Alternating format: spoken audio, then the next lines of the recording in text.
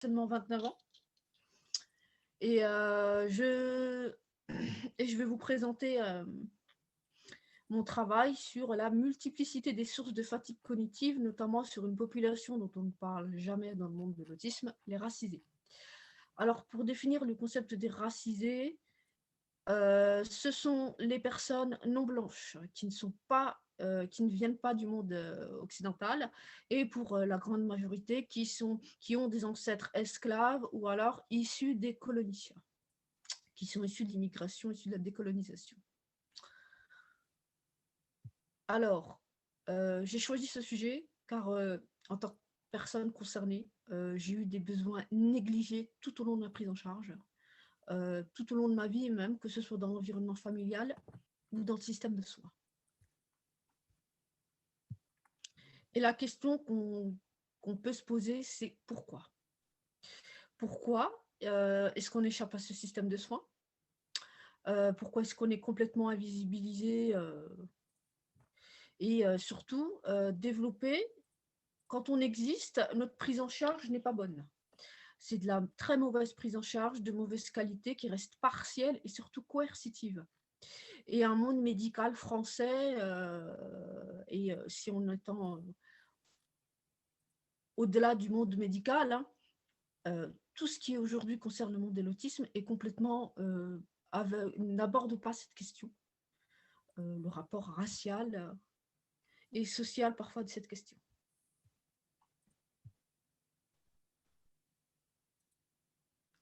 Je précise, j'ai parfois des difficultés dans la formulation, donc si certaines formulations vous apparaissent comme gênantes, déplacées, voire dites-le moi, hein, il n'y a pas de problème. Alors, cette mauvaise prise en charge et cette invisibilisation, voire cette absence totale de diagnostic, finit par devenir un échec, une prise en charge, un échec.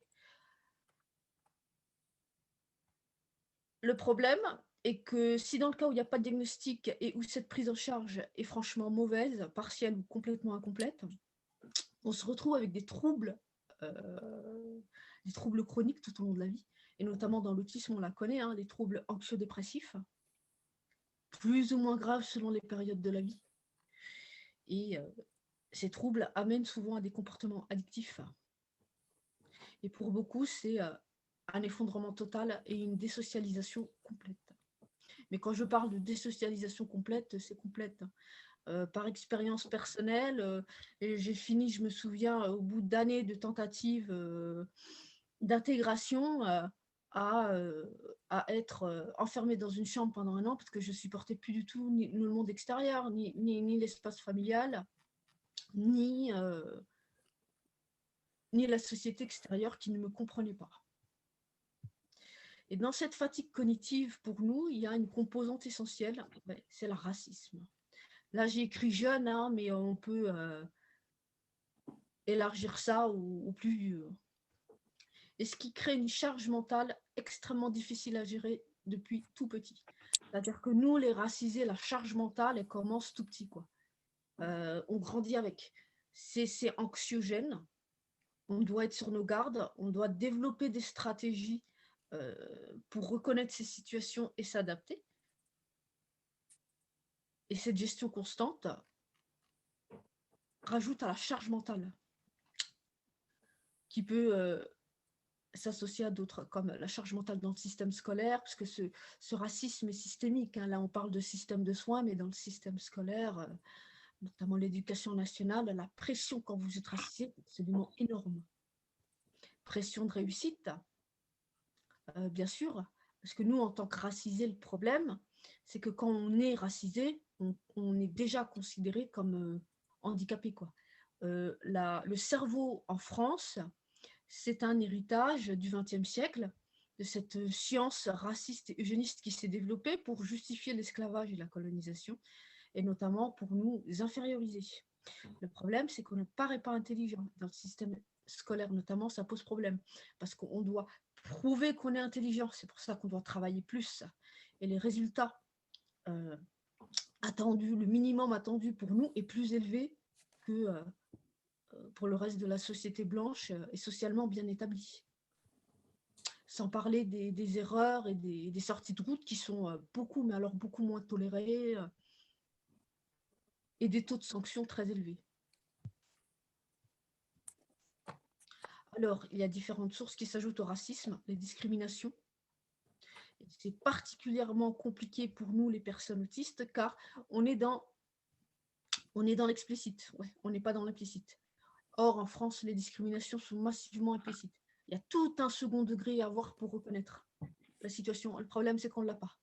Et là, pareil, ça va demander un travail cérébral absolument énorme. Et dans la plupart des cas, on ne les voit pas. Donc, on est victime, ouais, mais on ne le sait pas. Ouais, ce qui rend la situation encore plus anxieuse, car quand on finit par le découvrir, on tombe de très haut. Ensuite, il y a la double culture, le bilinguisme, voire plus pour certains, parce qu'on doit s'adapter aux deux.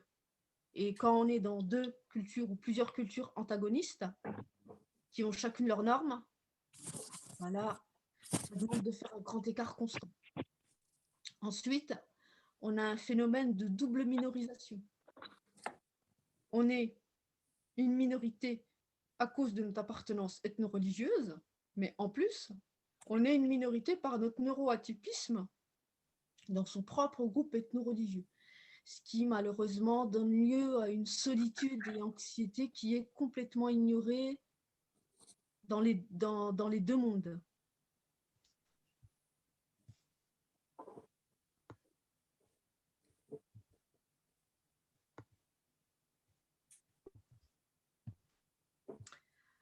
Et il y a une situation particulière dans les familles, c'est celle de l'aîné. Alors l'aîné, il y a deux cas. Dans les familles, moi, que j'ai connues, issues de l'immigration, analphabètes ou avec un niveau d'éducation bas. Alors là, on joue un rôle important, parce que c'est nous qui allons faire tampon entre la famille et le monde extérieur. On est là pour tout faire, on est là pour l'administration, on est là pour les traductions, et on devient aussi une référence pour les frères et sœurs. Hein, parce que c'est souvent nous qui se retrouvons à faire les devoirs, à aider, et sans parler de tout le travail domestique. Par contre, faut faire attention, hein, tous les racisés ne sont pas nécessairement analphabètes ou pas éduqués. Là, on peut tomber dans l'extrême inverse, parce qu'il y a malheureusement une suspicion sur beaucoup de parents racisés qui sont jugés comme pas assez capables de comprendre ou d'éduquer leurs enfants, et bien sûr pas assez capables de comprendre en face. C'est-à-dire, si vous posez une question, on ne va pas vous répondre parce que bon, on estime que vous n'êtes pas capable de comprendre, on va vous prendre de haut. Vraiment un complexe de supériorité qui va s'installer, alors que beaucoup de parents de racisés sont également éduqués, lettrés, sans problème. La précarité économique. Aujourd'hui, en France, la majeure partie de ces groupes ethno-religieux font partie de la classe populaire, rarement dans les plus riches. On constitue l'essentiel du prolétariat français. On vit dans des quartiers populaires, mais aussi en province et en zone rurale. Et là, effectivement, ça aggrave cette fatigue cognitive. Malheureusement, ça reste une question. Toutes ces sources, aujourd'hui, sont soigneusement éludées par le système. Et malheureusement, les personnes en autisme, mais aussi en détresse psychologique, sont abandonnées à leur sort. Et se retrouvent souvent à gérer ça seules. On développe des stratégies de notre côté, mais au prix d'efforts absolument surhumains et qui coûtent cher en fatigue cognitive et qui épuisent et qui vont vraiment grignoter dans des réserves d'énergie, par exemple. Dans cette situation-là, avoir des réserves d'énergie, c'est absolument impossible. On est constamment hors limite. Si on pense qu'on pourra gérer dans les limites, c'est pas possible.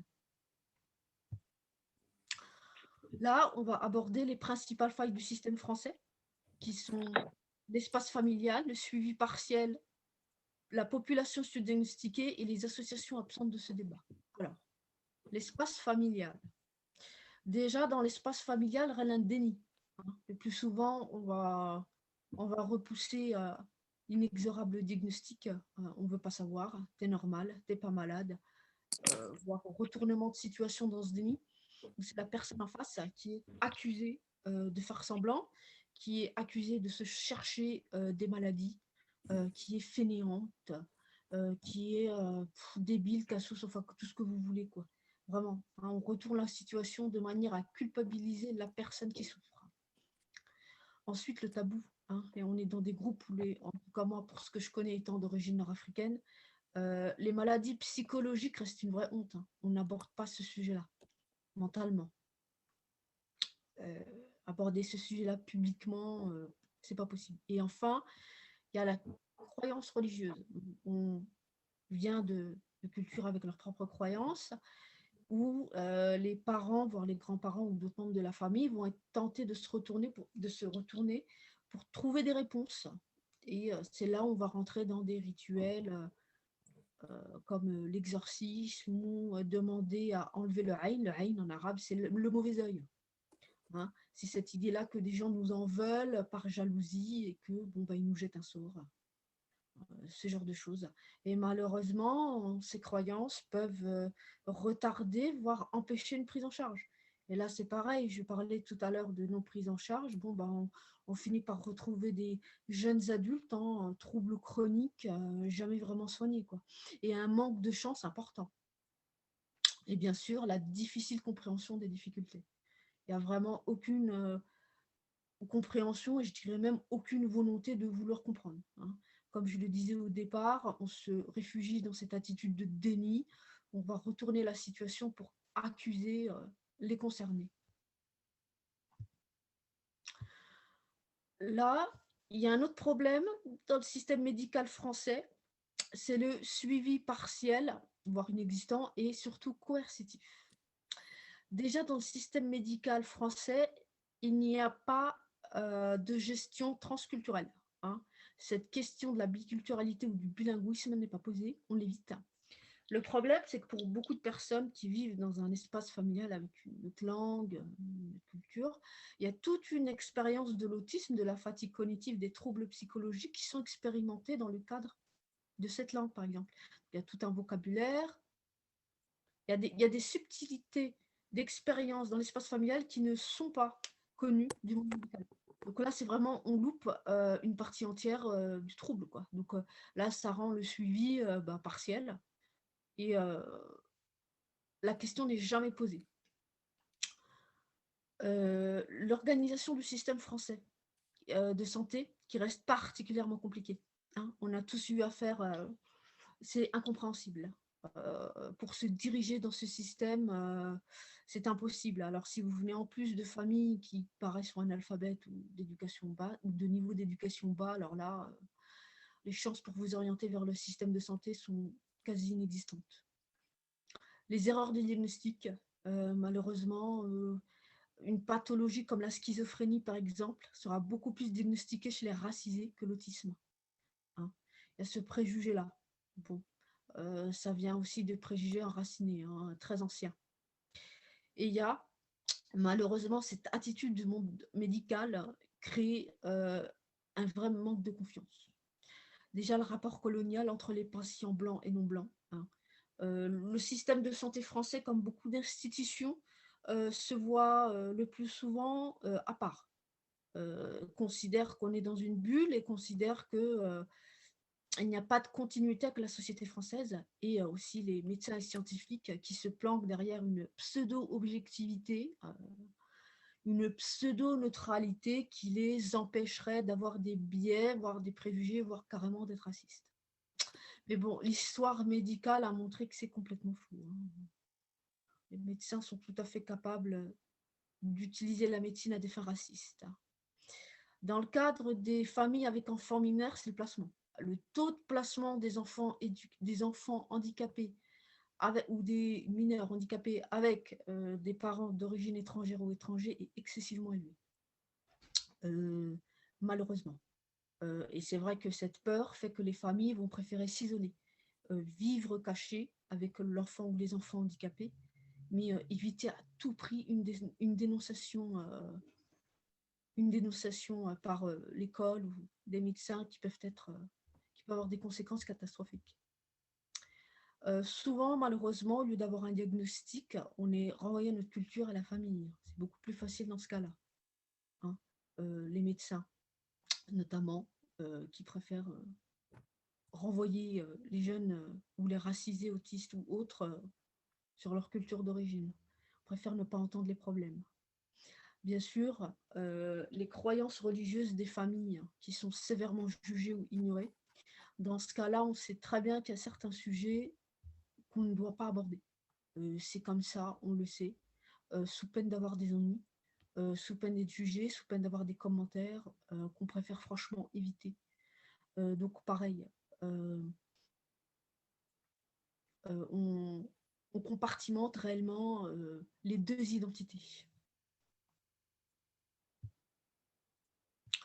Malheureusement, tout ce que je viens de décrire entraîne aujourd'hui un environnement de soins violents. De manière générale, dans les établissements médicaux, on subit un certain racisme, plus ou moins violent, qui vient de tout le monde, hein, personnel médical, paramédical, mais aussi personnel d'entretien. Hein. C'est vraiment sans parler des autres patients. Hein. Où là, ce lieu de soins devient hostile, ne devient pas un lieu de soins. Au contraire, il devient un lieu vecteur de problèmes, voire de crise, ce qui n'aide pas du tout. Alors, il y a cette suspicion de violence chez nous, notamment, d'entrée de jeu. Voilà, c'est tout petit. Hein. C'est tout petit, les Arabes et les Noirs sont nécessairement plus violents que la moyenne. On entend souvent ce discours. Et c'est pareil dans l'institution de soins. On est soupçonné constamment, on se méfie de nous, on sent quand même que le personnel en face est sur ses gardes, constamment. Dans les cadres de décompensation psychiatrique ou bien d'actes délictueux, ça va être des patients qui vont être surresponsabilisés. On l'a vu dans des affaires médiatiques. Hein. Dans la dernière affaire, si je me souviens bien, celle de Sarah Halimi, où pareil, hein, le meurtrier en question qui avait de graves troubles psychiatriques a été complètement diabolisé. Enfin, le sujet a été utilisé à des fins électorales. Enfin, c'était une ambiance particulièrement nauséabonde. Dans le cas aussi de décompensation, malheureusement, quand on appelle le SAMU, il y a souvent l'appel de la police. Et il y a eu des cas d'autistes tués, notamment à Marseille, où un jeune autiste des quartiers populaires s'est fait assassiner. Ou alors les arrestations spectaculaires qu'on a vues sur Internet, hein, avec des jeunes plaqués au sol. Et bien sûr, dans l'environnement actuel français, et notamment depuis les attentats de 2013, on se retrouve avec un risque de fichage injustifié exacerbé. Le moindre propos sur certains sujets peut être identifié comme une radicalisation. Et dans ce cas-là, on a une espèce d'épée de Damoclès au-dessus de la tête. On peut se faire dénoncer. Je l'ai senti, ça m'est arrivé personnellement avec des soignants à un moment donné qui m'ont posé des questions étranges. Hein. Bon, j'ai pu passer le test, il ne m'est rien arrivé, mais alors franchement, c'est une expérience que je recommande à personne. Pouvez-vous parler plus fort? Ah, pardon. Vous voulez que c'est bon là? C'est parce que je suis malentendante, c'est pour ça que je me permets de vous le dire. Ok, c'est bon là? C'est bon, vous m'entendez tous? C'est mieux, oui. Merci. Pardon, d'accord. Alors, voilà. De manière générale, dans les institutions, les racisés sont surreprésentés surtout en grande métropole. Dans la région parisienne, Lyon, Nantes, aujourd'hui, les institutions sont majoritairement composées de personnes qui ont des parents ou des grands-parents qui sont nés à l'étranger et le plus souvent issus des DOM-TOM ou des ex-colonies. Par contre, ce n'est pas une situation qu'on rencontre en zone rurale. Moi, je suis du département du Cher et ce n'est pas le cas. On est encore dans un monde quand même où les institutions restent majoritairement blanches et c'est le contraire. Ici, en province ou en zone rurale, être racisé dans le système de soins, vous êtes en minorité. Vous êtes en minorité, c'est extrêmement compliqué d'être racisé dans ces endroits-là. Dans l'imaginaire collectif, on imagine très bien les racisés en grande métropole, mais on l'imagine peu en province et en zone rurale. De manière générale, on est sous-diagnostiqué. Déjà parce qu'en France, le diagnostic, les tests pour être diagnostiqué sont chers et pas remboursés par la sécurité sociale. ce qui bloque d'entrée de jeu. Et malheureusement aussi en France, on n'a pas de tests gratuits, comme par exemple en Finlande. Les élèves, avant de rentrer en CP, ont un test neuropsychologique gratuit. En France, on ne le fait pas. De manière générale, la neuropsychologie et neuropsychiatrie restent surtout la neuropsychologie, reste une discipline de luxe, offerte aux classes aisées, pas au reste de la population. On considère c'est pas intégré, dans un système de soins gratuit. À part peut-être dans les hôpitaux de jour, mais de toute façon les places, sont tellement peu nombreuses, il y a des listes d'attente qui sont longues, donc malheureusement pour beaucoup, on ne peut pas y accéder. Les consultations pareilles de psychologues pour être suivies, ensuite derrière le diagnostic, parce que c'est pas suffisant, hein, pour être pris en charge. Derrière le diagnostic, toute la prise en charge, pareil, va pas être remboursée par la sécurité sociale, donc là aussi. On a un diagnostic, mais globalement, c'est bien pour nous. On sait qui on est, on sait pourquoi on est comme ça, mais derrière la prise en charge, faut pas espérer grand-chose, quoi. De toute façon, les hôpitaux publics en France, dans le domaine de l'autisme, globalement, sont nuls, hein, faut le dire. Ils y connaissent rien. Donc, et bien sûr, il y a aussi le non-recours à la reconnaissance du handicap. C'est le problème quand vous n'êtes pas diagnostiqué. Pas de diagnostic aujourd'hui, pas de reconnaissance de MDPH. Même si officiellement la MDPH est censée reconnaître vos droits à partir de symptômes, théoriquement ce n'est plus le cas. Aujourd'hui, de nombreuses MDPH veulent un diagnostic. Sans diagnostic, vous n'avez pas de reconnaissance. Et donc pas de recours à leurs droits, hein, notamment pour les aménagements à la scolarité ou pour faire des dossiers de financement de matériel ou des choses comme ça.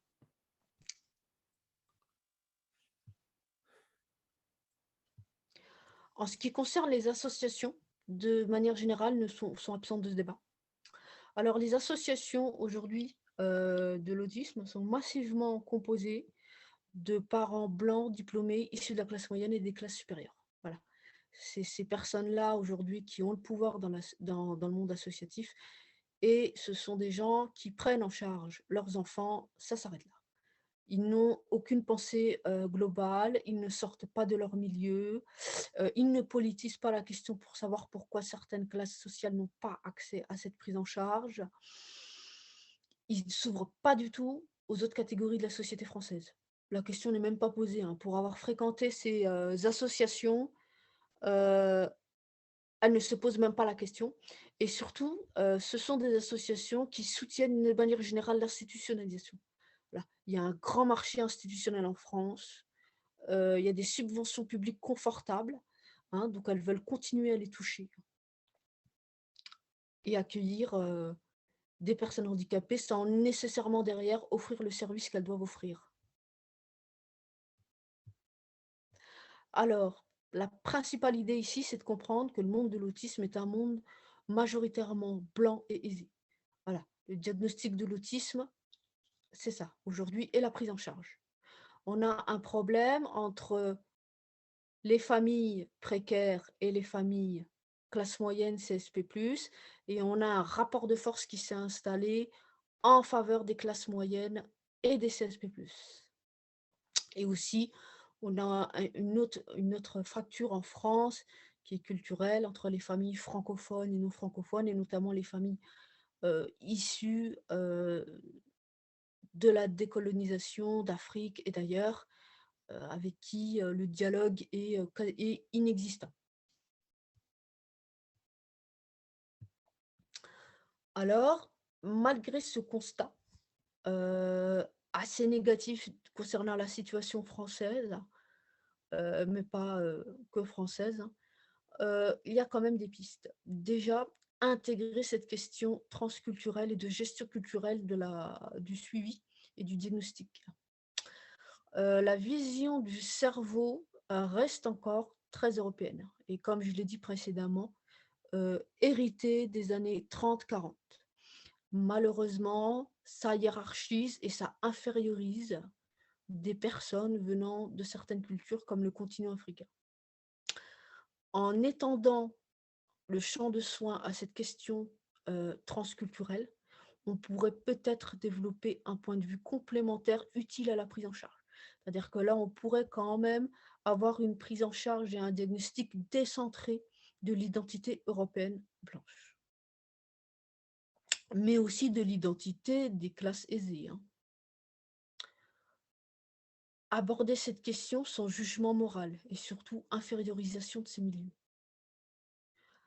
Ce que je constate dans la prise en charge, c'est que c'est de la prise en charge institutionnelle. C'est-à-dire que vous devez sortir pour aller voir un hôpital, pour aller voir une association, mais tout ce système de diagnostic ou de prise en charge ne vient pas à vous. L'espace familial dans le diagnostic ou la prise en charge est inexistant, alors qu'il servirait à nouer contact et surtout à avoir confiance. Ça permettrait à des classes entières qui n'ont pas confiance de renouer, de retrouver cette confiance et de développer une prise en charge saine basée sur de bonnes bases. La famille, surtout une prise en charge en collaboration avec les familles. Malheureusement, on a une attitude où les familles ne sont pas intégrées. Ce que je constate, il y a une bunkérisation entre les deux. Prise en compte de ces spécificités, cette famille. Bien sûr, la prise en charge en collaboration avec la famille, c'est aussi le partage de savoir. Excusez-moi. La partage de savoir, il faudrait, dans le cadre d'une prise en charge dans l'espace familial, une formation des aidants, parents, frères et sœurs par les équipes médicales. Ça permettrait de ça permettrait de développer les consciences, d'avoir des familles qui se sentent respectées pour ce qu'elles sont, qui se sentent appréciées, des familles qui sentent qu'elles peuvent apporter quelque chose. Parce qu'à force de les stigmatiser à longueur de journée pour ce qu'elles sont, il y a une espèce de forme de culpabilité qui se développe à croire que tout est de leur faute. Et moi, je pense l'un des programmes les plus importants qu'on pourrait faire, c'est des programmes de pérédance qui sont spécifiques, mais vraiment des vrais programmes de pérédance. Parce qu'actuellement, les programmes de pérédance qui sont ouverts, notamment dans les filières universitaires, c'est vraiment fait pour l'élite des patients. Et malheureusement, aujourd'hui, une grande majorité des patients, notamment de ces milieux, ne peuvent absolument pas rentrer à cause du prérequis. De nombreux aujourd'hui diplômes universitaires de patients experts ou de pères aidants nécessitent par exemple un bac ou un bac+2, alors que l'on sait qu'aujourd'hui, le système scolaire n'est pas fait pour ces élèves. Et ça provoque un échec scolaire massif et les pourcentages aujourd'hui d'enfants avec autistes ou autres avec le bac n'est pas en France, contrairement à d'autres pays comme l'Italie ou des pays du Nord. Donc, quand vous mettez un bac+2 minimum, vous savez que vous excluez certains milieux. Alors, pour conclure, la question reste malheureusement excessivement difficile sur le terrain. Aujourd'hui, la prise en charge est inexistante. Ces débats-là sont un angle mort dans l'espèce de soins français ou autres. Et puis surtout, les personnes autistes aujourd'hui racisées s'enfoncent dans tout ce qui est précarité mentale, affective, sociale, économique. C'est l'une des populations, l'un des groupes les plus exclus de la société française dans l'indifférence générale. Maintenant, je vais vous laisser me poser des questions. Allô? Allô, bonjour, c'est Luc. Oui. Je veux poser une question. Enfin, je vais aussi faire un petit témoignage et quelques questions. Voilà, je suis d'origine de la Martinique. Mmh. Euh, je ne, je n'ai jamais fait attention du fait que ce terme racisé, mais je savais qu'il y avait des personnes qui étaient racistes, mais je ne comprenais pas si c'était par rapport à mon comportement. Ouais, c'est ça. Tu as intériorisé la culpabilité, en fait. En fait, Je connais l'histoire par rapport aux colonialistes. Je sais que chez nous, en Martinique, il y a ce qu'on appelle le racisme, tout ça, etc. Et puis arrivé en France, le raciste. Et c'est vrai que confondre ma couleur de peau par rapport à un Africain, c'est vrai que ça a été très, très difficile. Et puis surtout par rapport à un comportement qui a développé ce qu'on appelle un comportement raciste, mais que je ne pensais pas que c'était plutôt par rapport à mon fonctionnement. Oui, Parce oui, que dans mon analyse que j'ai toujours fait, comme je suis quelqu'un de très ouvert d'esprit, et je pense que ça pose problème à tout le monde d'avoir quelqu'un black assez intelligent. Alors, j'avais toujours les termes dire un peu un chocolat. oui, oui, Donc, ce que je voulais dire, quand on parle de fonctionnement, moi, je suis arrivé à dire que chacun est dans son fonctionnement, puisque dans le terme fonctionnement, il y a le mot fonctionnement pas. Et quand vous prenez le mot fonction, vous enlevez le F, il y a le mot onction qui signifie douceur. Donc, on a tous une douceur dans notre fonction qui ne ment pas. Donc, le problème, c'est que quand on est différent, on fait peur aux autres. Et cette peur, et comme j'ai une perception, une perception sensorielle par rapport au regard, je m'aperçois que je suis à la fois un problème, puisque je peux être à la fois un caméléon, mais aussi un imposteur. Et c'est à partir de ce moment-là que je suis là, je ne suis pas vraiment accepté du fait que j'essaie de partager et en même temps de travailler avec tout le monde, parce que je suis aussi membre au conseil local de santé de la mairie de Grenoble. ah, c'est bien. Donc, oui, mais vous savez, c'est parce que, moi, je ne dirais pas que le fait que c'est bien, c'est parce que je me suis aperçu que, quelles que soient les couleurs, et je n'ai pas regardé que les blancs, nous sommes tous concernés par l'invisibilité. Et Mm. mon vœu a toujours été d'aider les personnes, quelle que soit leur couleur. Donc, c'est pour ça que, pour éviter que ceux qui sont derrière, c'est-à-dire les nouvelles générations, pour qu'ils ne soient pas hospitalisés. Parce que moi, j'ai fait 10 ans d'hospitalisation avant d'être diagnostiqué autiste haut niveau. Mm.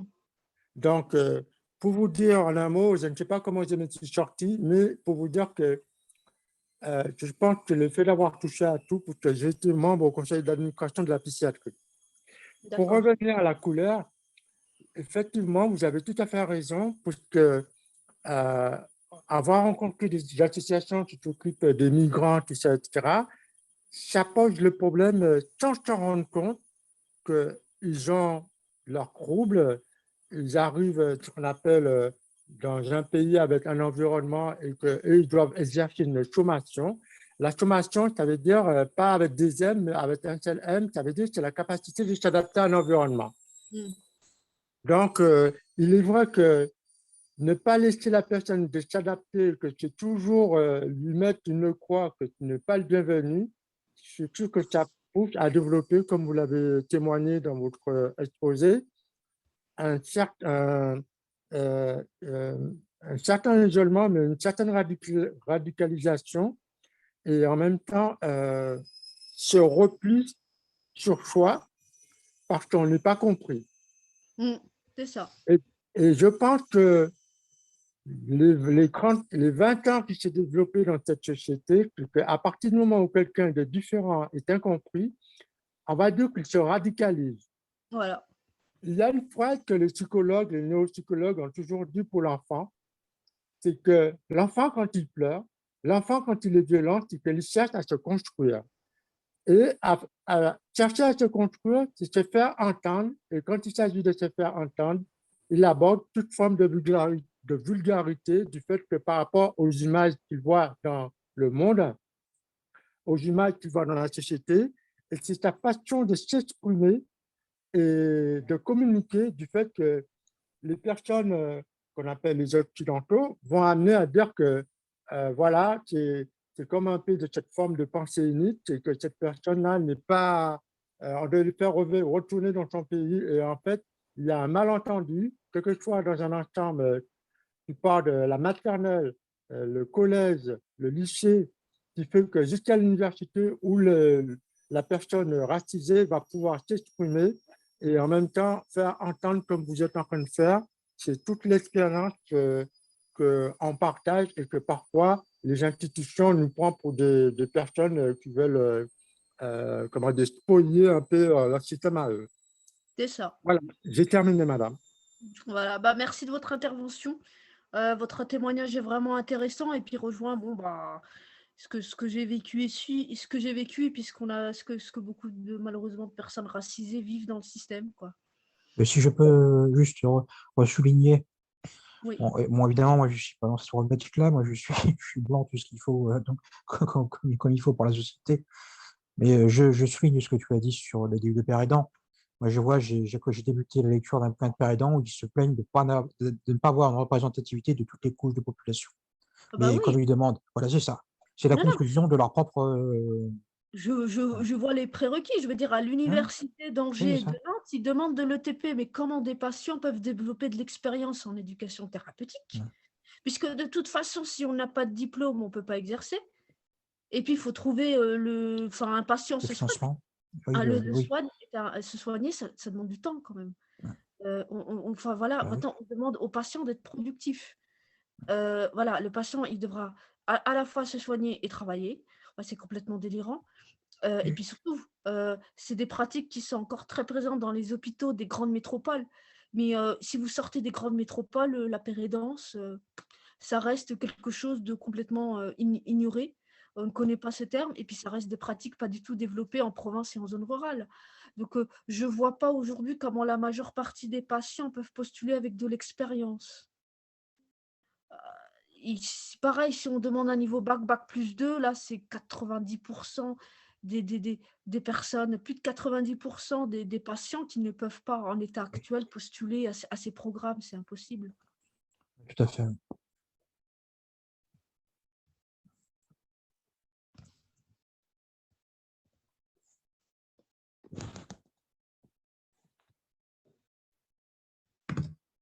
Il y a une question sur des ressources. Est-ce qu'on aurait des ressources là-dessus, déjà étudiées ou pas?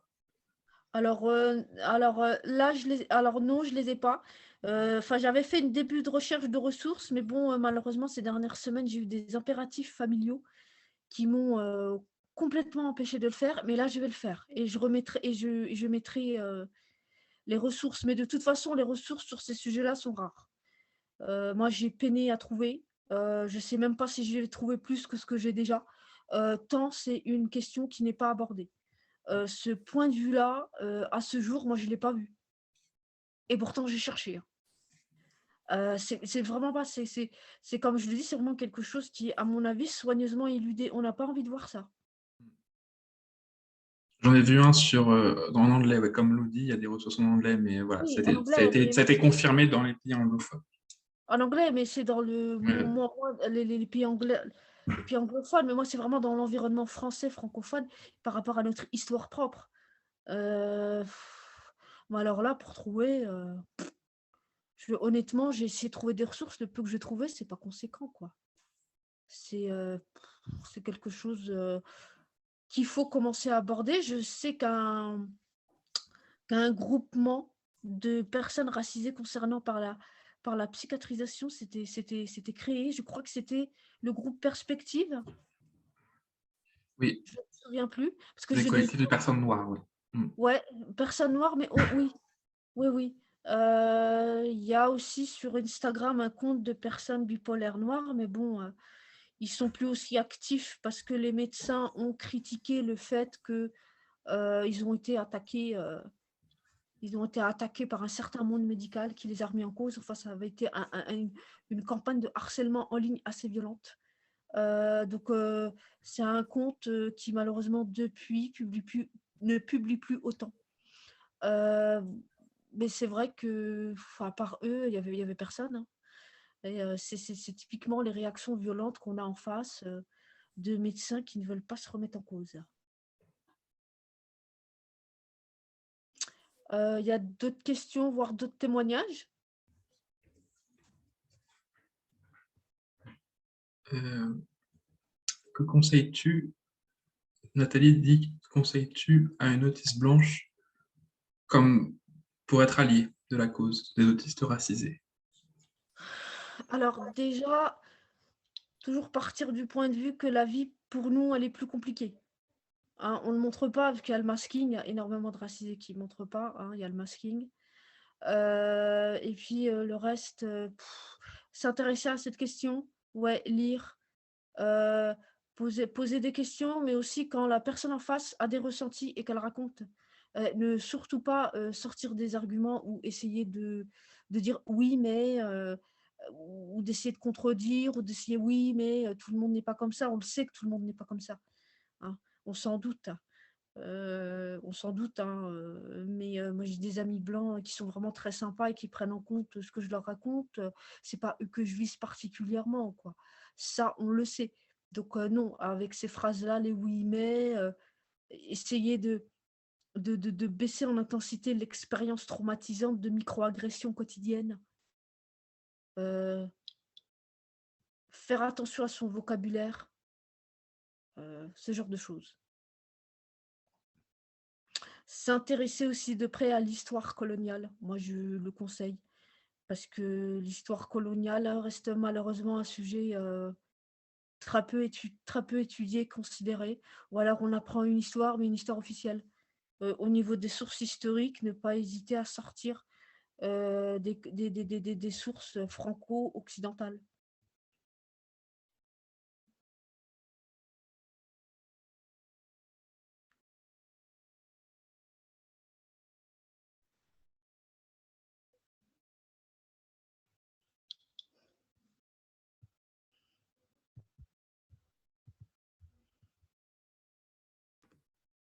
Oui, Luc.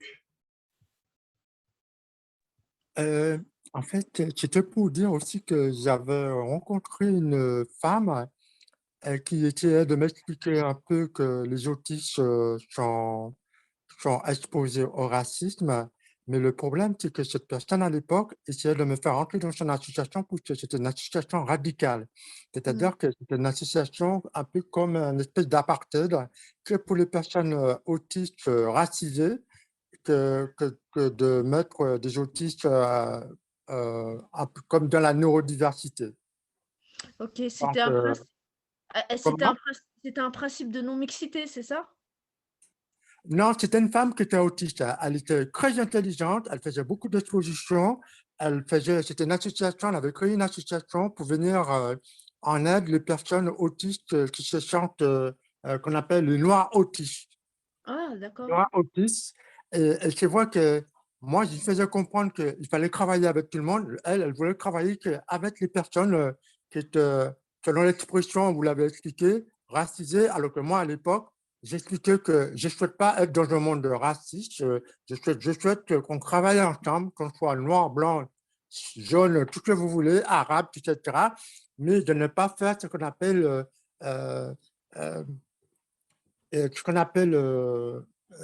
j'ai oublié ce terme-là, un peu comme une forme d'apartheid, de Après, sélection. après Oui. lui, tu sais, créer un espace de ce type n'est pas nécessairement un apartheid ou raciste, mais c'est aussi un moyen de se protéger contre le monde extérieur qui remet constamment en cause ton expérience, qui cherche toujours à remettre en cause l'intensité ou la gravité de certaines choses. Donc, créer un espace pour parler, comme je l'ai dit, sans prendre de risque d'être mal interprété, sans prendre le risque d'être dénoncé comme étant radicalisé ou dangereux. Voilà, ces espaces-là, on en a aussi besoin. Mais oui, effectivement, on ne peut pas rester que dans ces espaces. À un moment donné, il faut aussi sortir. Parce qu'elle était très spécialisée dans la communication, c'était son job. Et je vois que ce qui me faisait peur, et comme moi j'ai expliqué, moi j'ai toujours travaillé avec tout le monde, mais s'il faut faire ce qu'on appelle une appartenance autistique black, comme elle voulait le faire, j'ai dit, mais ça ne me colle pas dans l'expression que je suis quelqu'un d'empathie, comment dire, euh, qui a beaucoup de gratitude et qui sait que travailler avec le monde avec beaucoup d'amour n'est pas le fait d'être un milieu unique par rapport à ce qu'on est, mais c'est comme moi j'avais appelé à l'époque la neurodiversité, la diversification du fait que quelle que soit l'ethnique où on appartient, c'est de permettre le partage et d'aider les gens avec des outils, quel que soit le moyen où tu es exposé, à avoir des stratégies de survie. Mais je n'étais pas d'accord par rapport à ce que le... Voilà. Ok, bon, écoute, Oui, c'est votre droit, hein. Chacun fait comme chacun doit faire comme il a envie, hein. Il n'y a pas de normes. En tout cas, il faut le dire, il n'y a pas de normes. il y a d'autres. Oui, Justine. Comment aider les personnes, les camarades racisés à se faire diag? Comment ça? J'ai pas entendu. Comment aider les copains, voilà, si on a des amis racisés, qu'on pense autistes, comment les aider? Et Ah, bonne question. Euh, Alors moi, sur cette question-là, qu'on pense autiste. Honnêtement, j'ai pas de réponse. Alors, qu'on pense autiste. Déjà, les écouter, c'est tout ce que j'ai dit avant. Leurs expériences, leurs ressentis. Ouais, pas de remise en cause. Après, aussi les informer. Si vous avez un savoir quelque part sur les diagnostics, sur comment faire un dossier MDPH, comment aller aborder ses droits, n'hésitez pas à soutenir dans ces démarches-là, parce que ça demande énormément d'énergie. Et des personnes, ces personnes-là auront peut-être envie de le faire, mais avec la montagne en face, ils auront peur. Peut-être les accompagner aussi pour un rendez-vous, pour prise de rendez-vous. Euh, pour faire le tampon. Comme ça, s'il y a une situation un peu, la personne peut être là en soutien moral et affectif, hein. Pas nécessairement en soutien verbal, parce que on peut s'exprimer, mais s'exprimer à la place d'une personne, même avec des bonnes intentions, ça peut finir mal. Et bien sûr, donner de la place à sa parole. C'est important.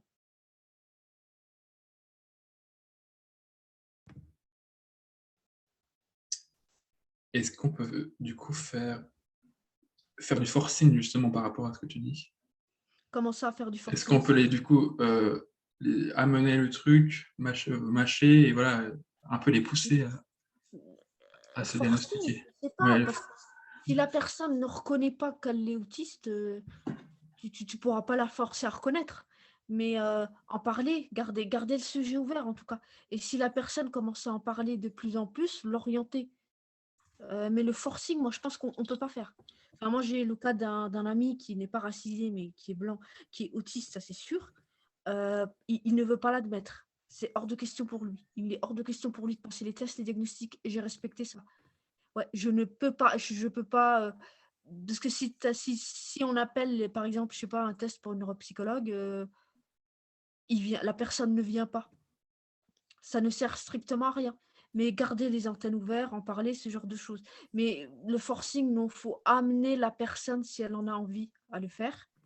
Et quand elle a envie de le faire, là, par contre, pareil, partage de savoir, c'est important. Parce que souvent, les racisés, et surtout des classes populaires, on n'a pas d'infos. Ouais. Les bons médecins, aller chez les bons médecins, parce que les médecins capables de nous considérer, de nous parler, de nous diagnostiquer, il n'y en a pas des masses. Aussi se renseigner auprès d'associations qui ont comme clé, qui ont de bonnes adresses. Il faut surtout envoyer vers de très bonnes adresses. Parce que sincèrement, moi, le monde médical français m'a laissé des traumatismes en termes d'expérience. Voilà, on ne nous prend pas au sérieux. Hein, le fameux syndrome méditerranéen, c'est-à-dire on simulerait, on en ferait trop. À chaque fois qu'on se plaint, on est trop anxiogène, trop anxieux. Enfin bref.